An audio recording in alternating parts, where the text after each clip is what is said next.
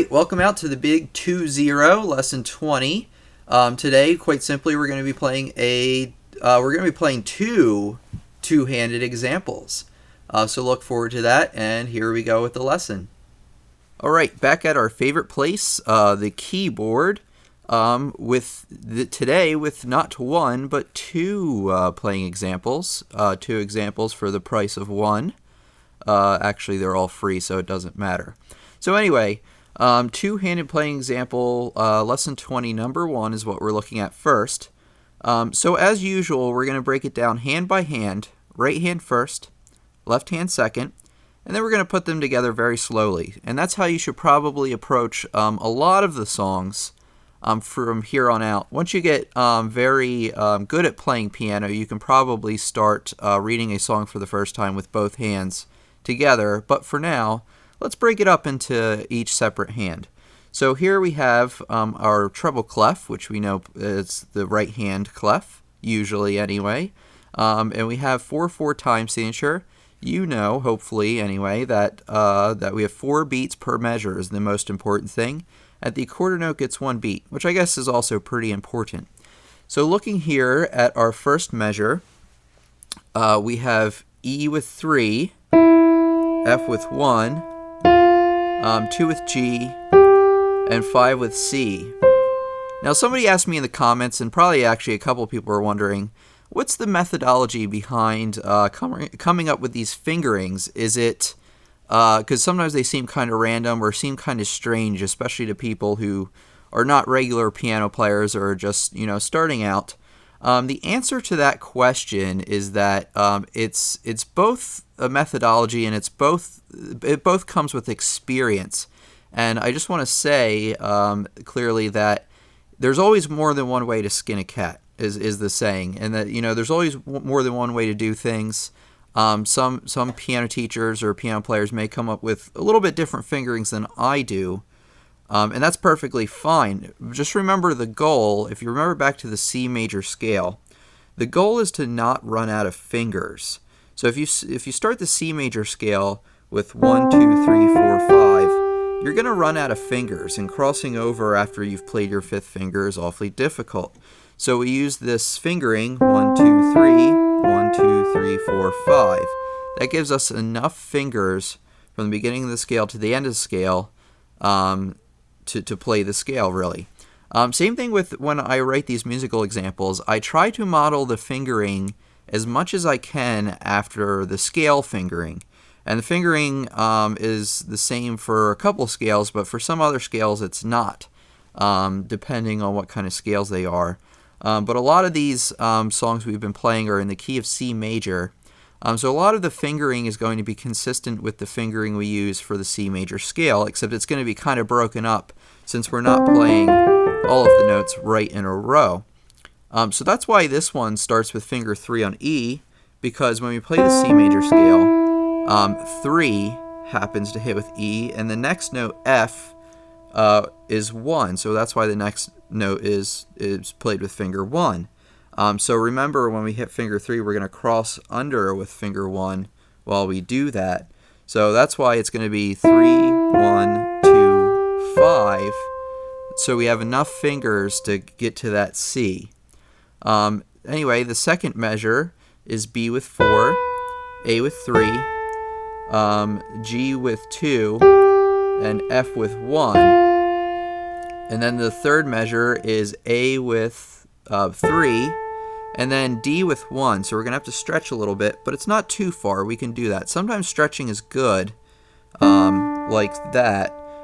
Usually if you have to stretch between the second and first finger, that's okay.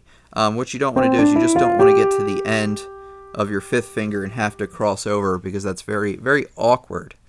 So anyway, once again, the third measure is A with 3, D with 1, and then G with 5, C with 1, and then the last measure, obviously, since we're already in place, we're just going to hit that with 1. So like I said, most of the fingering is consistent with the C major scale. Not all of it, though. Sometimes in certain situations, you want to kind of use whatever's the most comfortable for you and what keeps you from running out of fingers. So that's the main goal with fingering, is to not run out of fingers and be able to play up and down the piano effectively. So here comes the left hand bass clef. So we're down here. First note C with finger 5, and then E with finger 3, G with finger 1, E with finger 3, F with finger... Oh, I meant to write finger 2. Actually, I'm going to change that before I put it in the lesson. So finger 2 with F, finger 4 with D, and then you want to reach down with 5. You could do a different fingering for this, but this is the one I wrote. B with finger 5, C with 4, and C with 4 again. So there you have it. So once you can play the right hand effectively, it should sound like this with the correct rhythm.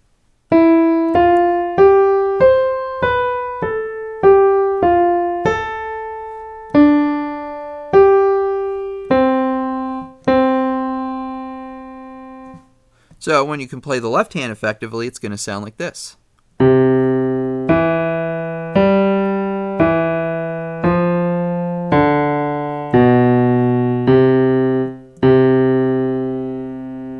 Now we're going to put both hands together for this one, and we're going to do it very slowly and very carefully. So here, while we hit the first measure we're looking at, we have C with finger 5, while we hit E with finger 3, and while you hit that C, you're also going to play the next note in the right hand, F, since we have 2 quarter notes for every 1 half note.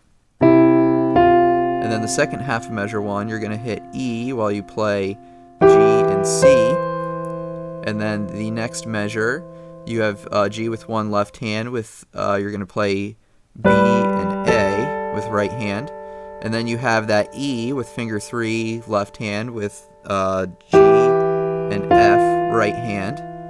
And then we're up to the third measure. So we've got F with finger 2 and A with finger 3.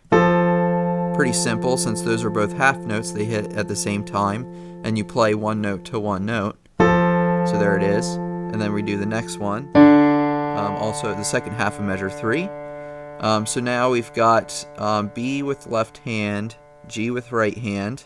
Looking at the fingering there, B played with finger 5, and G played with finger 5. There we go. And then lastly, actually we're on the second half of measure 4, next to last measure.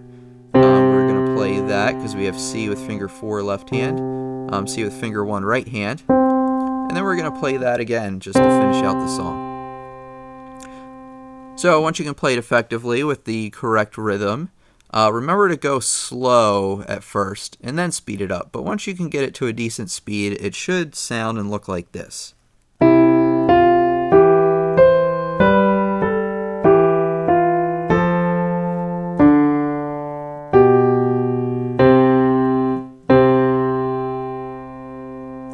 So there you go. There is example number 1.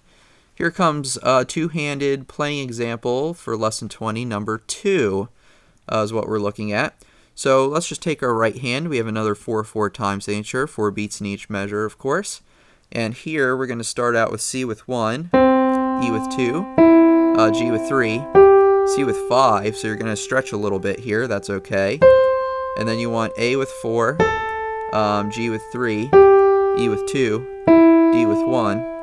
And then you want F with 3, we're on the third measure, and then G with 4, F with 3, next comes E with 2, D with 1, and then it goes G with 5, E with 3, and C with 1. So once you play it all together, it should sound like this with the right hand.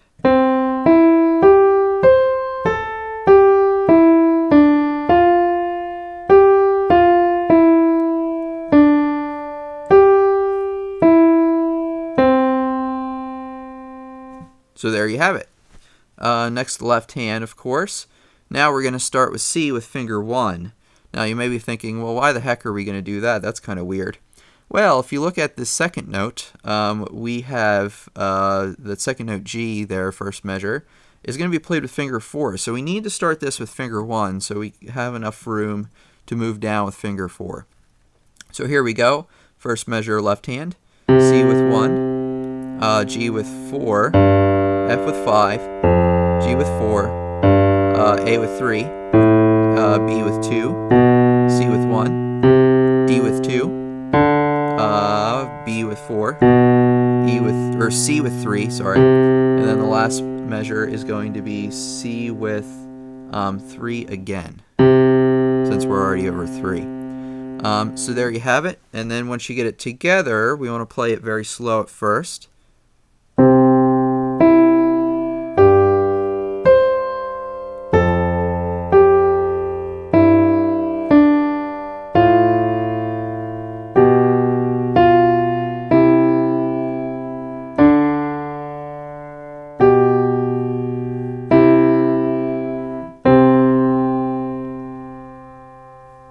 So once you get it up to a decent speed, it should sound like this.